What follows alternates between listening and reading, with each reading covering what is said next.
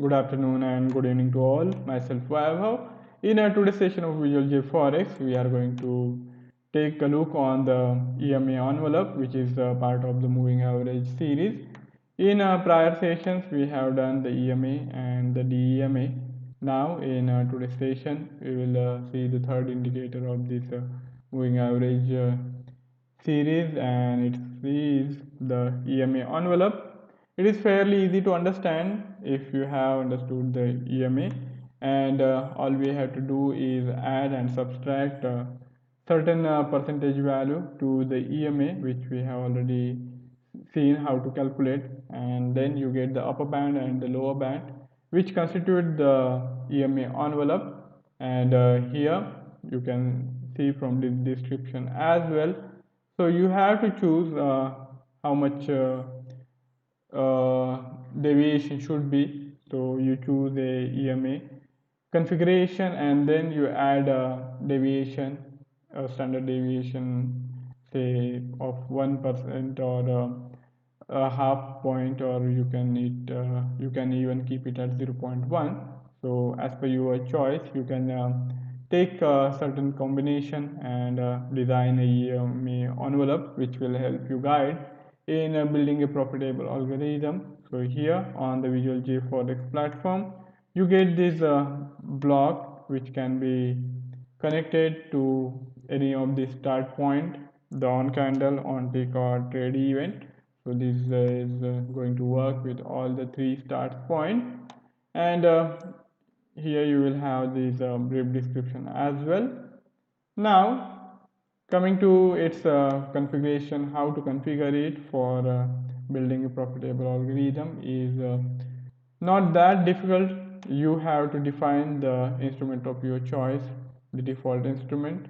It can be any instrument which are supported by the development of Visual JForex, and this listing is here, in which you can choose the instrument of your choice as long as it is supported on the Visual JForex platform. As of now, certain CFD instruments are not supported, so you have to choose these currency instruments only. Coming to the time period, the time on which the calculation is going to be done. So here the time period has been kept at 10 minutes.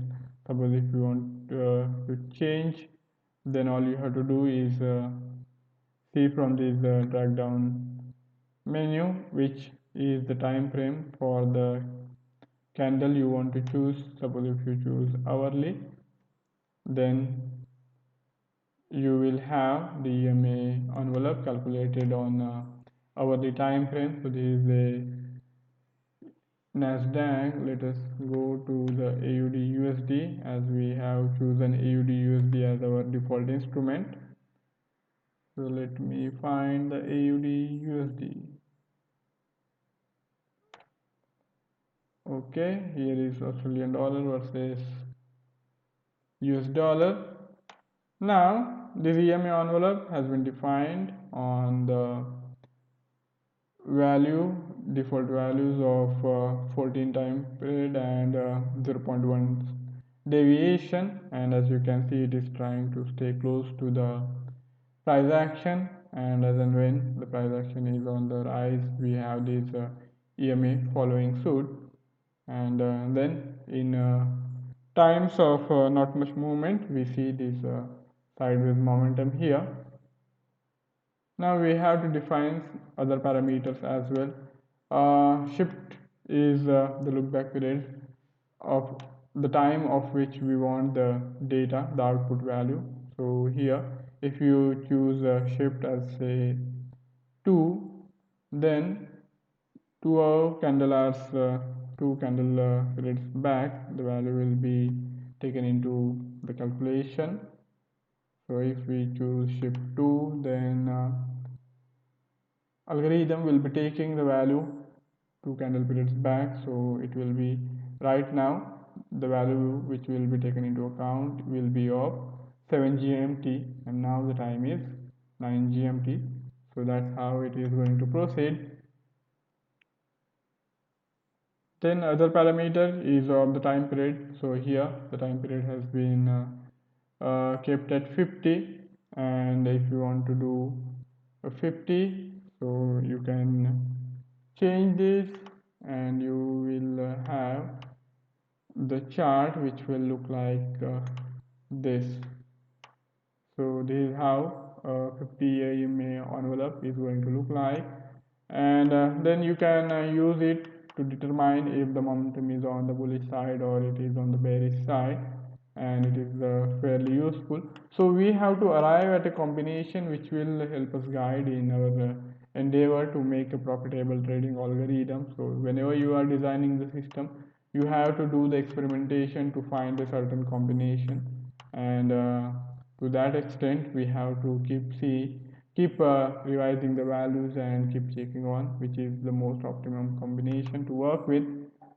Deviation here is kept at 0.2. You can change that as well. Suppose for example, let us choose a deviation of 1. Then you will have a kind of wide EMA envelope as we are choosing large deviation. It is now at 0.1, and when we choose 1, oh, so as you can see we have got a pretty wide EMA envelope, which is even finding difficult to have both the bands visible in the same frame. So as you can see here, but one thing is there that we can use this combination. Of course you can reduce as well. So as per suppose we want to reduce it to 0.8 or 75, then we can do that as well. And the basic concern is that it should be helping us determine the momentum and when to go short or when to go long. So suppose if we are working with a combination of 50 and the standard deviation is 0.75, then you get a fair amount of idea by looking at the chart that if the EMA envelopes are on the rise, then that suggests that the momentum is on the bullish side. If the EMA envelope is on the decline, then you can see that the momentum is on the bearish side. But one thing is also that you can choose these EMA envelopes as a price band in which to get entry or exit. So whenever you see that bands are on the rise but the value is actually closer to the lower band, then that will give you less risk and more reward, as you can say that you can choose the stop loss just outside this price band, and if the price deviates too much and if it goes out, then your stop loss will be hit and your risk will be limited, and on the higher side you will be able to target the price action closer to this band. So you can use these EMA bands as your guiding light when to make an entry, when to make an exit. So that way you can work with this. And as I said, we also use these EMA envelopes as a trend indicator. So only if the price action is on the bullish side and if we are seeing that EMA envelopes are rising, so you can choose two EMA blocks and do the comparison by using different shift values, and go for a long trade only when you see that EMA envelopes values, both the lower band as well as upper band, are rising and the price action is a certain amount and to some extent closer to these lower bands. So you can define that by say doing calculation expression, and there in calculation expression you can put in some formula and it will help you define how to get the entry closer to this lower band. So if these EMA envelopes are on the rise, then you can put in this condition to buy for any instrument of your choice whenever the price drops closer to this EMA envelope or lower band. And similarly, for selling also, you can choose the inverted condition that price action should be on the lower side. These EMA envelopes should be rising both the lower and the upper band, and then the price action should be closer to the upper band, so that you will get a risk reward ratio in your favor, as your risk will be lower and your reward will be higher, as you will be able to keep a stop loss which will be fairly sharp. So that way you can define these EMA envelopes, and all you have to do is see what is the combination which is likely to yield more profit for you in this charting, and then you figure out that combination and you put in the same combination here, and that will then trade automatically. So here we are using now the same combination which we have put on the chart, and now the deviation is at 0.75, and as per our these input values we get the output values. The output values will change whenever you change the input values, so that's how it is calculated. And as I said, we get this output, lower band, the higher band, and then we can put in certain additional conditions, and you will have your algorithm which will be trading as per your requirement, even if you are not watching, and even if you are asleep or you are away from the system, it will automate the task and it will continue to trade on its own, regardless of whether you are paying attention or not. And then, as in most of the CFD instruments and also in the forex, we have the spread. So because of that, we get two offer sides, the bid and the ask, and there is certain difference between the bid and ask. Because of that, you will have minor difference between the output values, the lower band and the upper band, depending on what offer side you are choosing. So pay attention to this setting as well. And then the applied price makes a lot of difference. How it is calculated carries a significant amount of influence. You can see that on the chart. Suppose if we now this EMA envelope is being calculated on the closing price. If we change this to say high price or low price, just watch out for these two EMA values, the values of this upper band and the lower band, as I change the value, input value. So if it is calculated on an open price, here the output values have changed. High price, the output values have shifted on the higher side. If I choose lower price, the output values of these both the bands have shifted on the lower side.